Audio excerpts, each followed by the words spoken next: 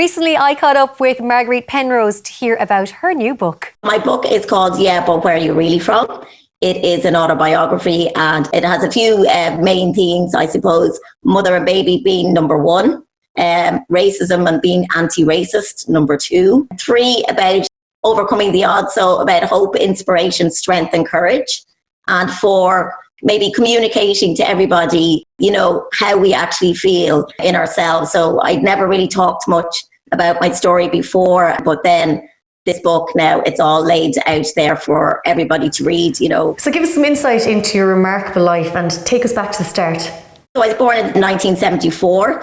I spent the first 3 years of my life in St. Patrick's mother and baby home on the Navan Road. Back then, people probably didn't realise what these institutions were. Thankfully, I was fostered by my loving family now that I have, the Penroses, and I was later adopted then when I was just before my 17th birthday by them. So I spent kind of from age 3 with them onwards. It wasn't an easy start to your life, but how do you feel about where you were born? Being born in a mother and baby home, nobody wants to enter their life that way and nobody should have to. Maybe at the time, at the beginning, people thought that was the only way for women. It's sad because, no mother wants to give up their child really, and especially under, those type of circumstances.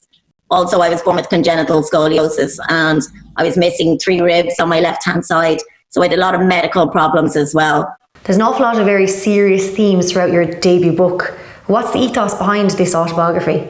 I remember my first interview for Penguin, and the first thing I said to them is, this is not a woe is me, doom and gloom book. This is a book about positivity, about overcoming, about giving a message to people, but a message of hope. Not that, oh God, I was born in a baby home and that's terrible. It's just about things happen in life to people, which we can't control. But again, we can control how we react to those situations. So it's more definitely about, telling people that you can overcome horrendous things in your life, and positivity gets you a long way, and family and friends definitely too. Writing an autobiography is very brave, but were you tempted at all to censor even a bit of it? I actually have shared everything. If you're going to write an autobiography, you have to be honest. My parents were like, we waited 48 years to hear what was going on in your heads. They were actually quite blown away with how honest I was. And my sister as well. She was delighted. She was like, thanks for the memories. I've forgotten half the things. They're amazed at how much I can actually remember, throughout my life. But I think there's no point in writing an autobiography you're not going to be honest. You're only fooling yourself. When I was writing the book, now don't get me wrong, it was very tough. I had to relive a lot of situations that, I'd put to the back of my head. I did have nightmares. I did have a few tough times emotionally writing it. The title hints at prejudice that you may have faced. Is that unfortunately a question that you would have gotten a lot?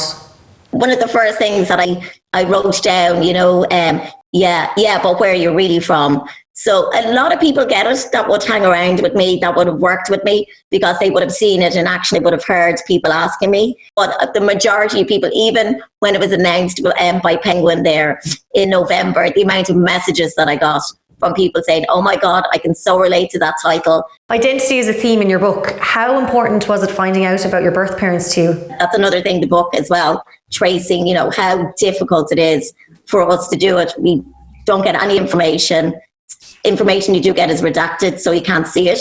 And you might wait 2 years to get something and then it's all blacked out and you can't see. So it's very disheartening for adoptees trying to actually get that information as well. So I have managed to trace my siblings, which is great. I've just united with them in November.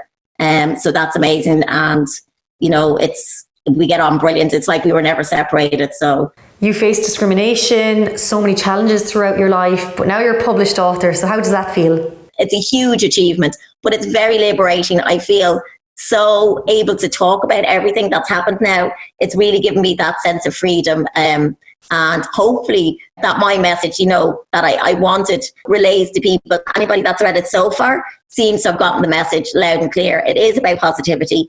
It's not a doom and gloom book.